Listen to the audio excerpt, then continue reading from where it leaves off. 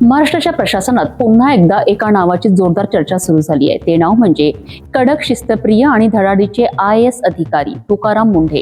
अन्न आणि औषध प्रशासनाच्या आयुक्त पदाची सूत्रे हाती घेताच अवघ्या 72 तासात त्यांनी असा धडाका लावला आहे की भेसडखोर आणि गुटखा माफियांचे धाबे दणाणले आहेत। नेमकं काय केलं तुकाराम मुंढेंनी, पाहूया या विशेष रिपोर्टमध्ये।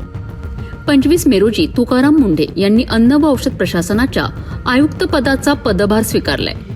आपल्या कडक कार्यपद्धतीसाठी ओळखले जाणारे तुकाराम मुंढे हे सातत्याने चर्चेत राहिले आहेत।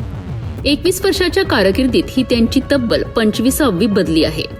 लाचखोरी आणि भ्रष्टाचाराच्या आरोपांनी चर्चेत आलेल्या FDA विभागाची जबाबदारी स्वीकारताच त्यांनी थेट ॲक्शन मोड सुरू केला।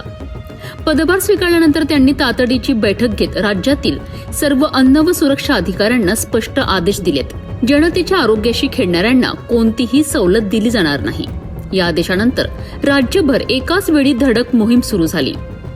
मुंबई, पुणे, नाशिक, नागपूर, अमरावती, कोकण आणि छत्रपती संभाजीनगरसह तब्बल 53 ठिकाणी छापे टाकण्यात आले। या कारवाईत 33 जणांना अटक करण्यात आली तर 25 गुन्हे दाखल करण्यात आले। 27 बेकायदेशीर आस्थापने सील करण्यात आली आणि 5 वाहने जप्त करण्यात आली। 20 लाखांहून अधिक किमतीचा मुद्देमाल ताब्यात घेण्यात आला।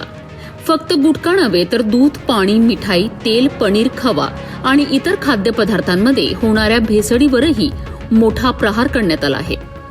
विशेष म्हणजे नागरिकांना आता थेट FDAच्या सोशल मीडिया प्लॅटफॉर्मवर तक्रार नोंदवण्याची सुविधा देण्यात आली आहे।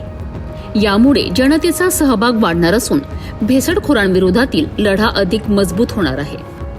तुकाराम मुंढे यांनी पुन्हा एकदा सिद्ध केलं आहे की पद कोणतंही असो, काम जनतेच्या हिताचंच होतं।